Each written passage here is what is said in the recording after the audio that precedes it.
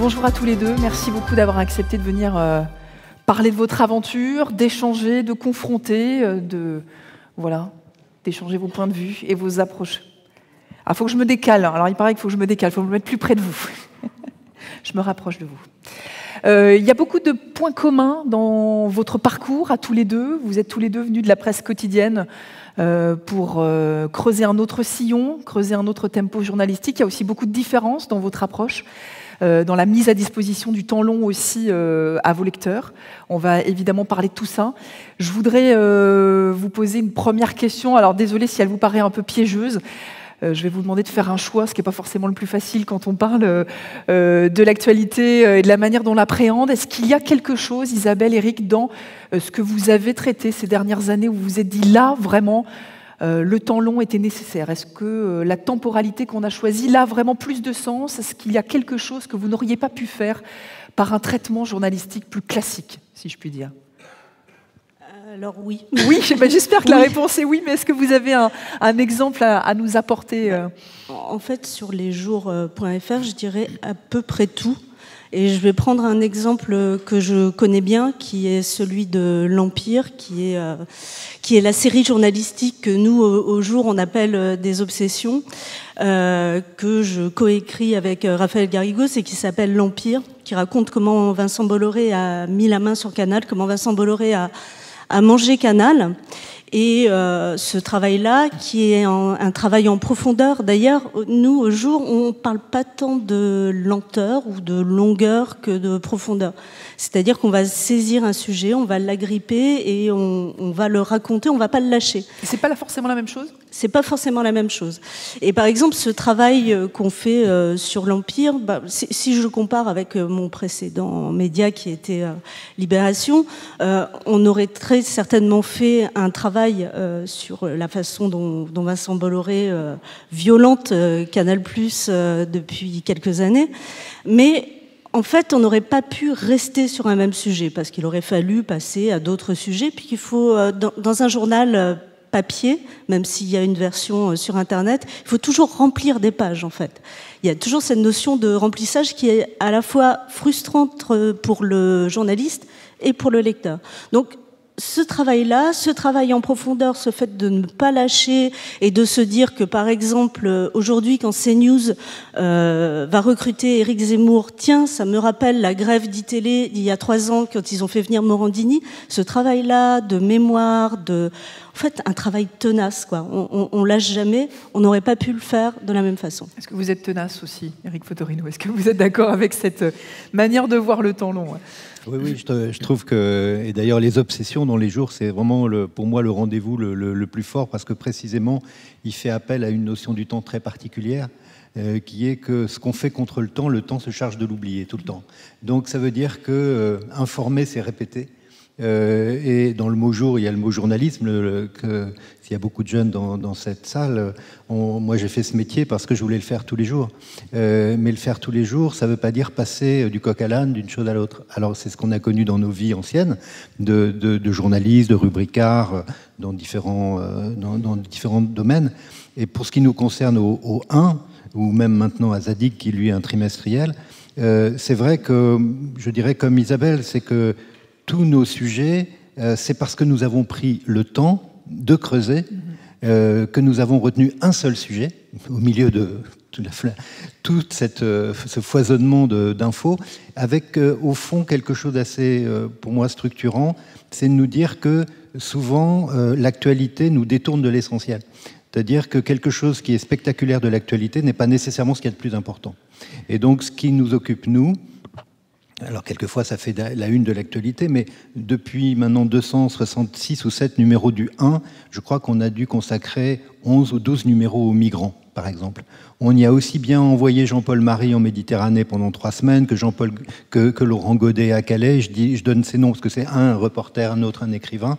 On a sollicité des sociologues, des géographes, des géopoliticiens, et on a labouré ce terrain de l'immigration, ce qui fait que, des migrants, ce qui fait que régulièrement on nous demande de participer, d'être partenaire à des choses autour des migrants, parce qu'on a justement inscrit ce travail dans le temps. Mais ce que je retiens de ce que vous dites et de ce que vous disiez, Isabelle, Isabelle, sur l'exemple d'Éric Zemmour, ça veut dire que le temps long, c'est pas forcément s'extraire de ce qui fait l'actualité, c'est pas forcément être dans une bulle, loin de ce qui se passe, c'est simplement peut-être s'en saisir différemment.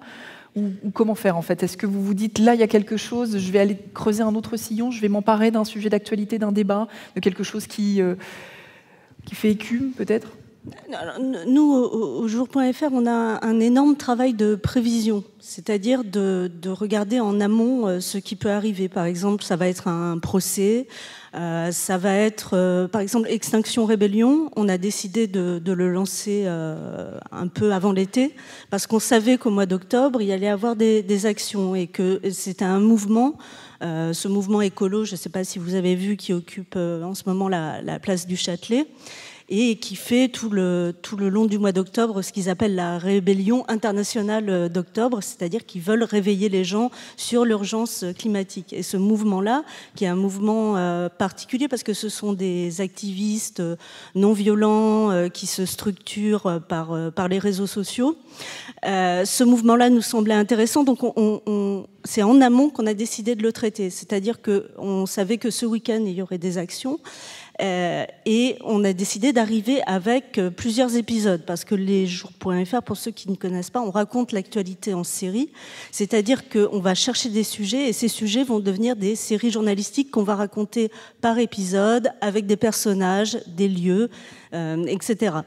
Et donc il y a ce travail de prévision qui est très important chez nous, pour arriver toujours en résonance avec l'actualité, même si le travail qu'on fait va être plus profond. Et puis après, il va y avoir certaines séries journalistiques, certaines obsessions qui vont naître de l'actualité. On l'a fait par exemple avec l'affaire Benalla ou plus récemment avec le Brexit. Et contrairement à une série traditionnelle, une série de fiction, on ne connaît pas la fin. C'est pas mal, ça permet de laisser un peu de suspense. Et pour vous, Eric, parce que vous avez deux temporalités, hein, il y a l'hebdomadaire pour le 1, il y a le trimestriel pour Zadig, est-ce que là aussi c'est une autre... Ça change un peu la manière dont on appréhende l'actualité?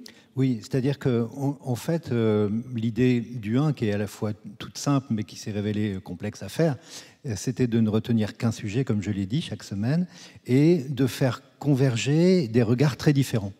Ça veut dire qu'on peut aussi bien avoir dans le même endroit, dans le même lieu physique qu'est ce dépliage, puisque c'est un format assez particulier qui finit en poster, qui commence en A4, qui continue en tabloïd et qui finit en poster.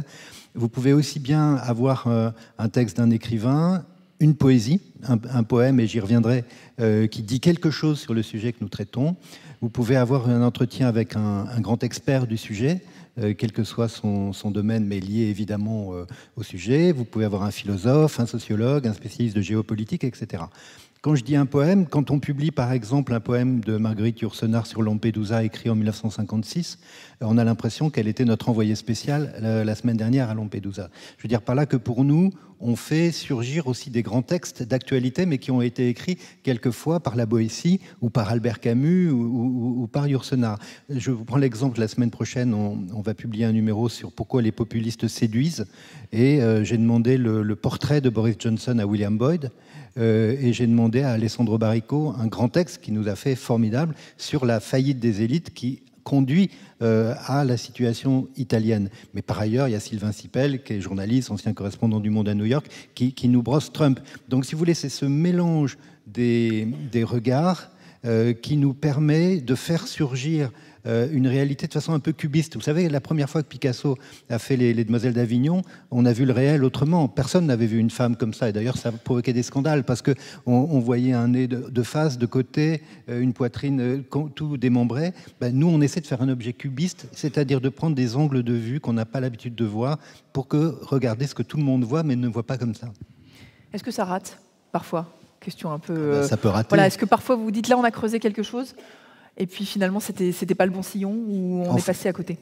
En fait, je rebondis avant de laisser la parole à Isabelle, mais pour moi, un numéro raté, alors il n'y a pas de numéro dont on a honte au bout heureusement, mais ce que je veux dire, c'est quelquefois, on n'arrive pas à aller au bout de notre propre promesse. c'est-à-dire d'apporter des regards vraiment différents. Parce que quelquefois ça nous gêne, ou on n'arrive pas à trouver quelqu'un, ou alors qui va défendre le Brexit de façon très passionnée, ou quelqu'un qui va être contre un peu un air du temps global. Et moi, ça me gêne quelquefois quand on n'a pas la petite goutte de vinaigre ou l'idée un peu dissonante qui va montrer qu'on n'est pas dans un entre-soi. Une frustration parfois au jour? Ça arrive, mais l'actualité, c'est un merveilleux hasard. Hein. Alors, évidemment, parfois, quand on se lance dans une série, on ne sait pas sur quoi ça va aboutir. Généralement, comme on n'est pas non plus une rédaction pléthorique, quand on décide de se lancer dans une obsession, on sait quand même qu'on va la poursuivre. Généralement, elles font une dizaine d'épisodes. Y a des variantes d'ailleurs, parce que notre Nécro de Chirac, c'était 3 épisodes. Mais oui, bien sûr, il y a des frustrations, mais elles sont plutôt dans l'autre sens, les frustrations. Quand parfois il y a une actu et on ne sait pas trop comment l'attraper, comment l'agripper, comment être originaux sur cette actu, comment se différencier des autres médias, en fait. Est-ce que ça, c'est vraiment quelque chose, une question que vous vous posez à chaque fois, de dire il faut faire différemment? Est-ce que vous savez que vous vous adressez à des gens qui sont très nourris d'actualité, qui ont plein d'autres canaux d'information, ou est-ce que vous essayez de le mettre de côté, votre place dans cette offre? Aujourd'hui, quand on lance un média, nous on s'est lancé en 2016, quand on lance un média en 2016, on ne peut pas se dire qu'on va être le média, le seul média qu'une personne lira. Les gens ont des millions de sources d'informations, ils peuvent aller chercher l'information partout, donc il faut savoir ce qui va faire notre spécificité, notre originalité. Alors souvent, en fait, on se pose la question que devrait se poser chaque journaliste, c'est-à-dire qu'est-ce que je vais raconter exactement et comment je vais le raconter. Et ça peut passer, par exemple, par un lieu. Quand on a traité les urgences, c'était par les urgences de La Fontaine à Saint-Denis. Ça peut être par un personnage. Par exemple, on traite la loi bioéthique en ce moment et la question de la PMA par la députée Laurence Vansenbroek-Mialon, qui est une députée La République En Marche, qui est entrée en politique pour défendre la PMA parce qu'elle-même a 2 filles nées d'une PMA.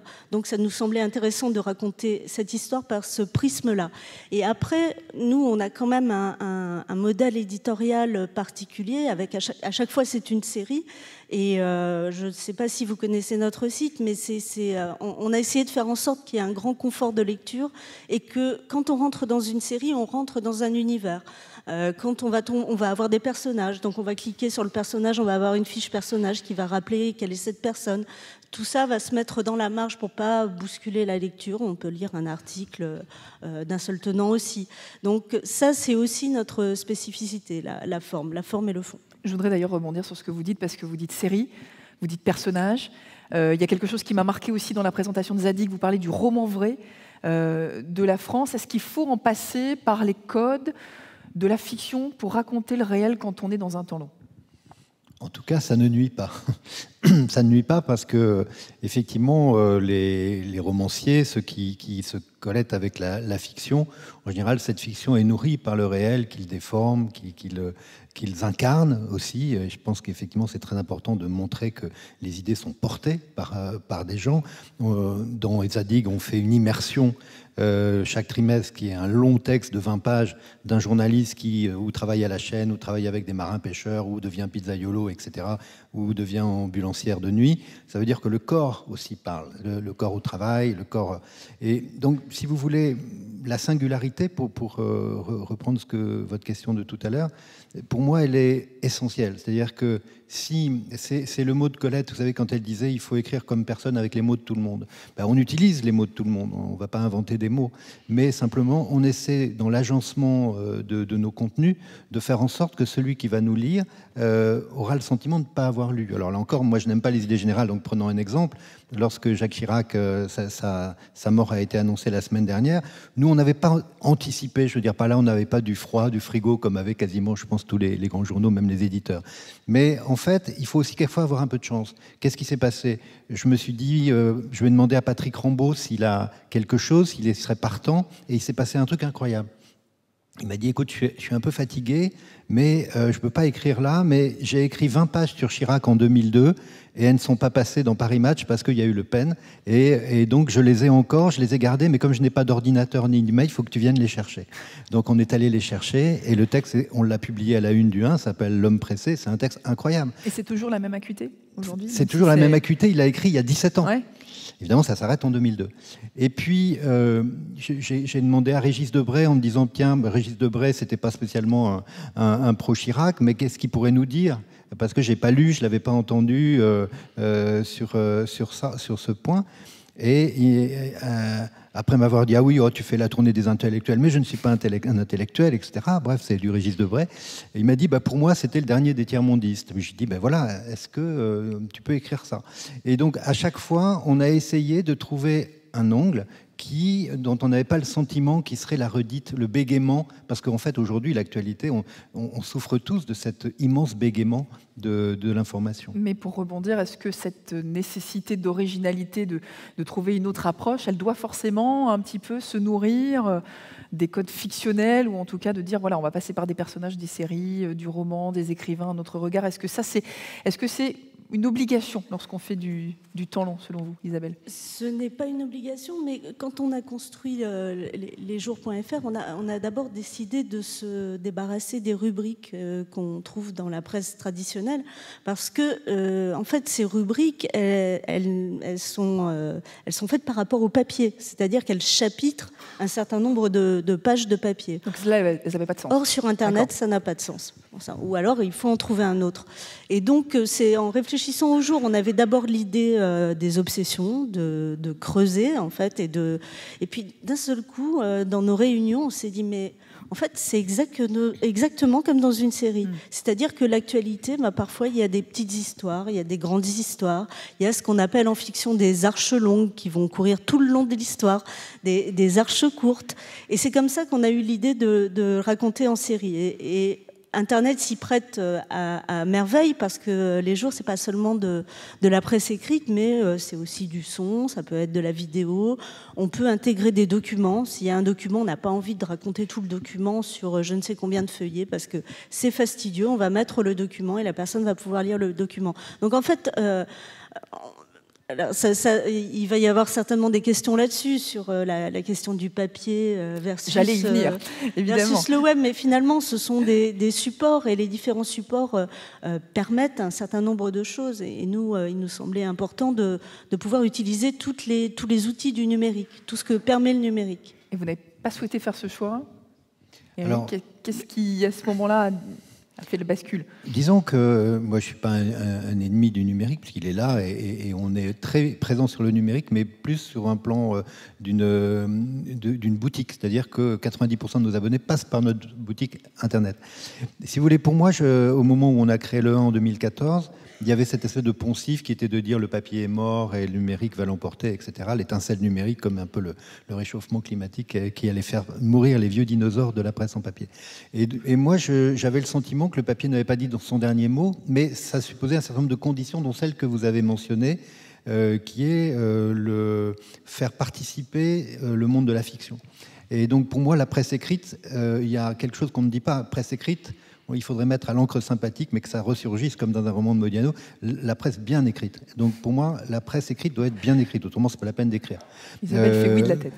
Donc ça, c'est la première chose. Donc pour moi, associer des écrivains, quels qu'ils soient, ça veut dire qu'ils vont m'ouvrir sur le réel une fenêtre qu'un journaliste ne va pas ouvrir. Non pas parce qu'il n'est pas bon, mais simplement qu'un journaliste, il a un certain nombre de codes, de règles, de rites de son métier. Si je demande à Christian Bobin de me raconter comme il l'a fait dans Zadig, sa ville du Creusot, c'est un texte formidablement puissant, poétique. Bientôt, c'est Michel Quint qui va nous raconter le Nord, Roubaix, etc. Mais ce n'est pas un texte de journaliste, c'est bien sûr un texte d'écrivain. Par ailleurs, effectivement, j'envoie des reporters sur le terrain. Alors, quelquefois, ils ont la double. Christophe Boltanski, qui fait des faits divers pour nous dans Zadig, bien, c'est à la fois un journaliste, un formidable journaliste, et en même temps, quelqu'un qui a cette espèce de recul dans le regard, de pas de côté humain. Et moi, je pense que plus on met d'intelligence artificielle dans nos machines, plus il faut de patte humaine dans ce qu'on écrit. Donc, pour moi, la place des écrivains est importante. Merci à tous les deux d'avoir échangé sur votre parcours. Merci à vous pour votre participation. Voilà, je vous enjoins à découvrir et continuer à découvrir Les Jours, le 1, Zadig, America. Merci à tous les deux. Je vous laisse repartir sous les applaudissements du 104, évidemment. Merci.